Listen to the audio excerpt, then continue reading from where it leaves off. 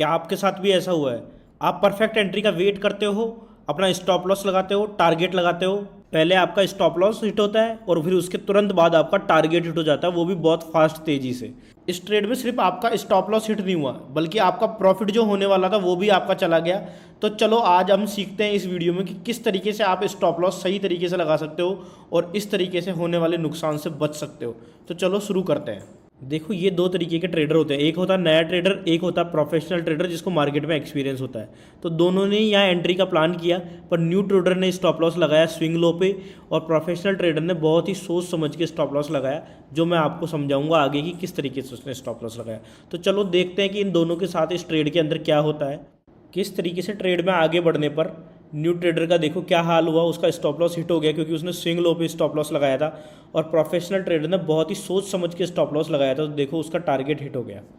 देखो यहाँ पे हुआ क्या, इसका स्टॉप लॉस हो गया तो इसका क्या लॉस हुआ, इसका ये इतना लॉस हो गया ना। और वहीं देखो प्रोफेशनल ट्रेडर ने अगर अच्छे से स्टॉप लॉस लगाया तो जो उसको लॉस होने वाला था उसकी जगह उसको कितना ज़्यादा फायदा यहाँ पे हो गया। तो आज हम इस वीडियो में इसी चीज़ को अच्छे से सीखने वाले हैं। तो क्या है वो मिस्टीरियस इंडिकेटर जिसको हमें यूज़ लेना है। तो सबसे पहले इंडिकेटर पे चले जाते हैं और यहाँ पे लगा लेते हैं ATR, एवरेज ट्रू रेंज। ठीक है, तो ATR होता क्या है, इसको कैसे यूज़ करना है और इसको क्यों यूज़ करना है, ये तीनों चीज़ें हम देखेंगे, है ना। इसका यूज़ लेके कैसे आप करेक्ट स्टॉप लॉस लगा सकते हो और बड़ा प्रॉफिट बना सकते हो और स्टॉप लॉस से बच सकते हो। तो चलो सबसे पहले टॉपिक ले लेते हैं कि ATR होता क्या है। तो ATR होता क्या है, ATR बेसिकली पास्ट जो 14 कैंडल्स है ना, 1 2 3 4 5 6 7 8 9 10 11 12 13 14, इन 14 कैंडल्स का एवरेज क्या साइज है ये हमको ये बाय डिफ़ॉल्ट बताता है। ठीक है, देखो ये यहाँ पे इस कैंडल के इस जैसे जिस भी कैंडल पे आप लाओगे उससे पिछली 14 कैंडल की ये एवरेज साइज बताएगा। ठीक है, अब ये इसकी बाय डिफ़ॉल्ट सेटिंग है कि ये 14 कैंडल की बता रहा है। आप यहाँ पे 5 कर सकते हो, आप चाहो तो यहाँ पे 50 कर सकते हो, पर आपको यहाँ पे करना क्या है, आपको बेसिकली इसको 14 ही रखना है, यही इसकी बेस्ट सेटिंग्स रहती है। ठीक है, अब ये करेगा क्या, ये आपको किसी भी कैंडल से पिछले 14 कैंडल की जो एवरेज साइज बताएगा, तो ये आपको सिंपल एक लाइन चार्ट यहाँ पे बना के देगा। ठीक है, ये लाइन चार्ट जो आपको दिख रहा है देखो, तो ये पर्टिकुलर इस कैंडल से पिछले अगर आप 14 कैंडल की अगर साइज़ देखो तो ये बता रहा है कि वो साइज़ है 20.92। ठीक है, ये इस तरीके से काम करेगा। अब आप में से बहुत सारे लोग सोच रहे होंगे कि यार मैं ये ATR वगैरह को यूज़ ही क्यों करूँ, मैं तो जब भी जो भी स्विंग होगा उसके मैं तो $10 नीचे कर लूँगा, मैं तो ₹10 नीचे लगा लूँगा, 10 पॉइंट नीचे यहाँ स्टॉप लॉस लगाऊंगा मैं तो। पर देखो इस तरीके से ये काम नहीं करता है ना। अगर आप हर स्टॉक में इस तरीके से देखोगे कि स्विंग के मैं 10 पॉइंट नीचे लगा लूँगा तो ये काम नहीं करेगा। ये निफ्टी 50 है, इसमें अगर आपने 10 पॉइंट नीचे लगाया, ये 5 मिनट का टाइम फ्रेम है, आप 15 मिनट का टाइम फ्रेम लो, है ना, वहाँ पे ATR बदल जाएगा। वहाँ पे हर कैंडल की साइज बदल गई है तो वहाँ पे वॉलेटिलिटी बदल गई है। आप निफ्टी 50 की जगह अगर बिटकॉइन लोगे तो वहाँ पे वॉलेटिलिटी और ज़्यादा होगी और आपका स्टॉप लॉस और बड़ा आना चाहिए। ठीक है, तो आप ये चीज़ फिक्स नहीं कर सकते कि मैं सिर्फ 10 पॉइंट नीचे लगा लूँगा, क्योंकि हर स्टॉक के लिए ये डिफरेंट होता है। अब यहाँ आप इसकी जगह ले लो HDFC बैंक। ठीक है, तो HDFC की वॉलेटिलिटी बहुत अलग होगी, जबकि निफ्टी 50 की जो वॉलेटिलिटी है वो बहुत ज़्यादा अलग होगी। ठीक है, हर स्टॉक में ये बिल्कुल अलग तरीके से काम करता है। अब आप HDFC का अगर वॉलेटिलिटी देख रहे हो तो ये है 4। अब यहाँ पे अगर आप 10 पॉइंट नीचे स्टॉप लॉस लगाओगे तो वो आपका इतना इफेक्टिव नहीं होगा। अगर आप यहीं पर टाइम फ्रेम बदल दोगे तो फिर भी इसकी देखो, फिर इसकी एवरेज साइज आ रही है वो है 2। ठीक है, तो आप इफेक्टिव अगर आपको स्टॉप लॉस लगाना है तो आपको ATR यूज़ करना पड़ेगा। आप कुछ भी फिक्स नहीं कर सकते हो क्योंकि हर टाइम फ्रेम का अलग होता है, स्टॉप लॉस हर टाइम फ्रेम पे अलग होगा। ठीक है, अगर आप 15 मिनट टाइम फ्रेम पे स्टॉप लॉस देखोगे तो वो थोड़ा बड़ा आएगा, 5 मिनट टाइम फ्रेम पे देखोगे तो कम आएगा, और 1 मिनट पे देखोगे तो और कम आएगा। ठीक है, अब ये है ना असेट क्लास पे भी डिपेंड करता है। अगर कोई ब्लू चिप स्टॉक है तो उसके अंदर स्टॉप लॉस कम रहेगा, जबकि क्योंकि उसमें वॉलेटिलिटी कम रहेगी।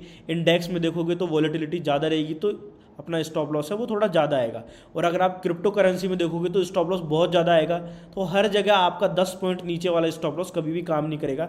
इसलिए हमको ATR का यूज़ करना होता है परफेक्ट स्टॉप लॉस और इफेक्टिव स्टॉप लॉस लगाने के लिए।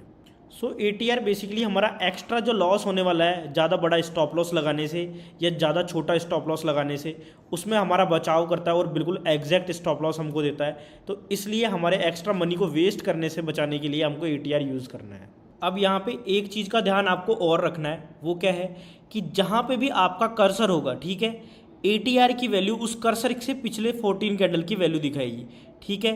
तो आपको ATR का रीडिंग करते टाइम है ना बिल्कुल फिक्स, जहाँ से आपको देखो यहाँ के, तो यहाँ पे ही आपको कर्सर को रखना है और इस वैल्यू को देखना है, ठीक है। अब आप स्टॉप लॉस कहाँ पुट करोगे, जैसे आपका रिसेंट स्विंग लो है ये, ठीक है, तो आपको स्टॉप लॉस कहाँ करना है, इस कैंडल पे गए, ATR 2.27 है, ये वैल्यू है 1673, ठीक है। तो आपको स्टॉप लॉस पुट करना चाहिए 1673 माइनस 2.27 यहाँ पे, ठीक है। तो अब आगे से आपको ध्यान क्या रखना है कि आप जब भी आपकी कोई भी स्ट्रेटजी है, ATR आपको कोई स्ट्रेटजी नहीं दे रहा है, ठीक है, ये आपको डेफिनेट ये नहीं बता रहा है कि यहाँ बाय करना है और यहाँ सेल करना है, ये सिर्फ आपकी एक्यूरेसी को इम्प्रूव कर रहा है कि जो आप स्टॉप लॉस लगा रहे हो उसको करेक्ट, स्टॉप लॉस को करेक्ट लगा सको, ठीक है। ये कोई आपको बाय या सेल सिग्नल नहीं दे रहा है कि आप यहाँ खरीदो और यहाँ बेचो, ठीक है। तो ATR को आपको आपकी स्ट्रेटजी के साथ कंबाइन करना है, ठीक है। आपकी कोई भी स्ट्रेटजी हो, चाहे आप प्राइस एक्शन सिंपल देख रहे हो तो उसके साथ कंबाइन करो, आप अगर किसी इंडिकेटर का यूज़ करते हो, आपके लिए वही बेस्ट परफॉर्म करता है तो आप उसके साथ यूज़ करो, ठीक है। हर किसी की ट्रेडिंग स्ट्रेटजी बिल्कुल डिफरेंट होती है, ठीक है। तो आपको ये नहीं सोचना है कि बस ATR लगा लिया हमने, अब हर बार स्विंग लो के नीचे ATR लगा लेंगे और बाय सेल करते रहेंगे और प्रॉफिट बन जाएगा। ये मार्केट इस तरीके से वर्क बिल्कुल भी नहीं करता है। आपको ATR सिर्फ आपकी स्ट्रेटजी की एक्यूरेसी बढ़ाने के लिए काम में लेना है, ठीक है। आप ऐसा नहीं है कि सिर्फ इसके बेस पर ट्रेडिंग करना चालू कर दो, ठीक है।